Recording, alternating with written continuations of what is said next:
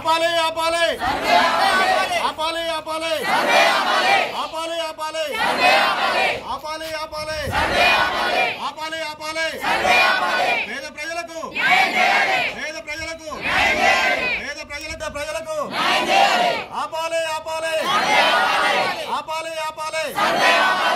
సూర్యాపేట జిల్లా కేంద్రంలో ఉన్నటువంటి సదర్ చెరువు దగ్గర అధికారులు సర్వే చేయడం వల్ల ప్రజలు మొత్తము భయభ్రాంతులకు గురవుతున్నారు. ఇవాళ సూర్యాపేట జిల్లా కేంద్రంలో ఉన్నటువంటి కలెక్టరేట్ వద్ద మాత్రం వందలాది మంది ఎవరైతే బాధితులు ఉన్నారో వాళ్ళంతా రావడం జరిగింది. ఇక్కడ పార్టీలకు అతీతంగా రావడం జరిగింది. ఎందుకంటే గత 30 ఏళ్ల నుంచి కూడా మేము నివాసం ఉంటున్నాము. అందరూ ఎవరైతే నివాసం ఇల్లు నిర్మించుకున్నారో మున్సిపాలిటీ వాళ్ళు ఇచ్చినటువంటి ఆర్డర్ల ప్రకారం మేము ఇల్లు నిర్మించుకున్నామని వాళ్ళు చెప్తున్నారు. మన దగ్గర బీజేపీ కౌన్సిలర్ గారు ఉన్నారు, వారు మాట్లాడుతున్నాం. చెప్పండి మేడం, మీరు ఇలా వందలాది మందితో వచ్చారు, ఇది అసలు కారణం ఏంది? సార్, ముందుగా క్యూ న్యూస్కి ధన్యవాదాలు సార్. మా 30వ వార్డు వచ్చేసి గత 50 సంవత్సరాల నుంచి ఇక్కడ ఉంటారు సార్. మొత్తం పూర్ పీపుల్ శనక్కాయలు అమ్ముకొని ఆటో దోలుకుంటా అన్ని కుటుంబాలు ఎంత అంటే అసలు రోజు 100 రూపాయలు కూలీ పని చేసుకుని కానిచ్చి చార్జ్ చేసుకొని ఈరోజు బతుకుతురు వాళ్ళ బతుకులు. ఇవాళ వచ్చి హైడ్రా అని చెప్పేసి సర్వే అని చెప్పేసి చేస్తే వాళ్ళు ఎటుపోవాలి సార్? వాళ్ళ పరిస్థితి చిన్న చిన్న పిల్లలు సార్. ఇప్పుడు 75 సంవత్సరాలు కూడా ఒక మహిళ ఉంది, ఆమె ఎటుపోవాలి? కొంతమంది మంచాల పడ్డోళ్ళు కూడా ఉన్నారు. వాళ్ళకి ఏంటిది ఆధారం? ఈ సర్వే ఎందుకు? మాకేమైనా వచ్చి వాటర్ ఏమైనా వచ్చి మా పైదాకా ఏమైనా మునిగినవా? ఏ రోజన్నా మా ఇప్పుడు స్లమ్ ఏరియా ఉంది కదా, అక్కడ ఎక్కడన్నా వాటర్ వచ్చిందని మేము ఇంటిమేషన్ ఏ రోజన్నా ఇచ్చినామా? ఏ రోజు కూడా చెప్పలేదు. మేము మీడియాకు కూడా ఏ రోజు కూడా మా దగ్గర వాటర్ కూడా రాలేదు. ఇప్పటి వరకు దాదాపు 30 సంవత్సరాల నుంచి కూడా వాటర్ కూడా మా ఏరియాలకు రాలేదు. అలాంటప్పుడు మా దగ్గర ఎందుకు సర్వే చేస్తారు? మా పేదల ఇండ్లు ఎందుకు ఇన్ని రోజులే గుర్తురాని ఎఫ్టీఎల్ఏ అని ఇప్పుడు ఎఫ్టీఎల్ఏ అని చెప్పేసి సర్వే చేస్తారు. ఇది న్యాయమేనా? ఇదే మున్సిపాలిటీ ఇప్పుడు ఇంటి పన్నులు కట్టించుకుంటారు. ఆ రోజు మీరు ఎఫ్టీఎల్ఏ ఉన్నారని చెప్పేసి మా ప్రజల దగ్గర మీరు ఇంటి పన్ను కట్టించుకోకూడదు చెప్పకపోయారు? 20 సంవత్సరాల నుంచి ఇంటి పన్ను కట్టించుకుంటారు. నల్లా బిల్లుడు వచ్చి పర్మిషన్ తీసుకొని నల్లా పర్మిషన్ ఇచ్చి నల్లాలు ఇచ్చిర్రు, కరెంట్ మీటర్లు ఇచ్చిర్రు, కరెంట్ బిల్లులు కట్టుకురు. ఇవన్నీ కట్టుకొని ఇవన్నీ పర్మిషన్లు ఇచ్చి దీనికైతే ఆ రోజే చెప్పకపోయారు? 30 సంవత్సరాల క్రితమే చెప్పకపోయారు? ఇదంతా ఎందుకు?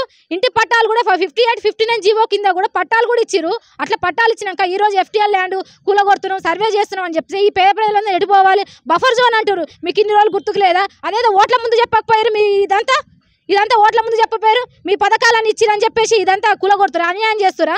రేవంత్ అన్న మీరు ఎక్కడ చేసుకున్నా ఒకటే, కానీ సూర్యాపేట గడ్డ మీదకి వస్తే మాత్రం మీ ప్రభుత్వం కూలిపోతా చెప్తున్నా. ఇది బీజేపీ తరఫున చెప్తున్నా నేను మాత్రం. మన దగ్గర ఇంకో నాయకుడు ఉన్నారు, అంగిరేకుల నాగార్జున గారు, వారు మాట తెలుసుకుందాం. చెప్పండి, మీరు గత కొన్ని సంవత్సరాల నుంచి కూడా ఏరియాలో నివాసం ఏర్పరచుకున్నారు, అక్కడ ఉంటున్నారు. అసలు దీన్ని మీరు ఏమేమి చూస్తున్నారు? ఇక్కడ మీడియా మిత్రులకు ప్రభుత్వానికి నా నమస్కారాలు.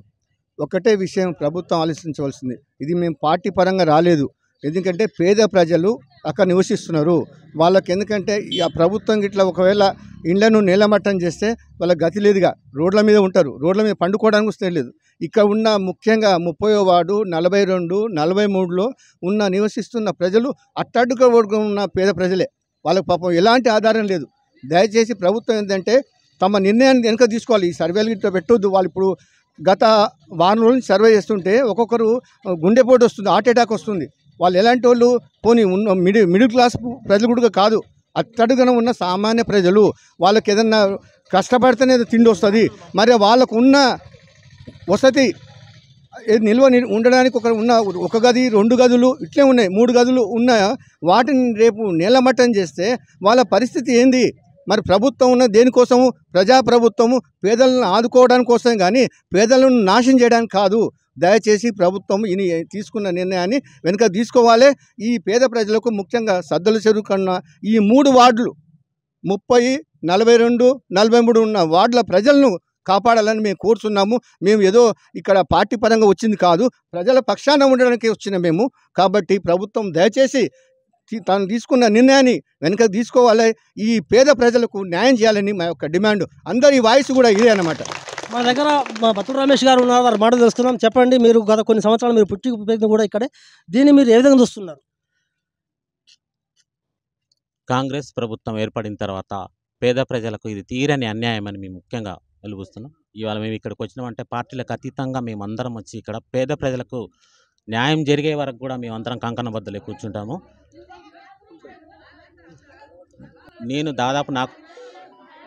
నేను పుట్టింది కూడా ఆ ఏరియాలోనే, అక్కడే ఉన్నా నేను.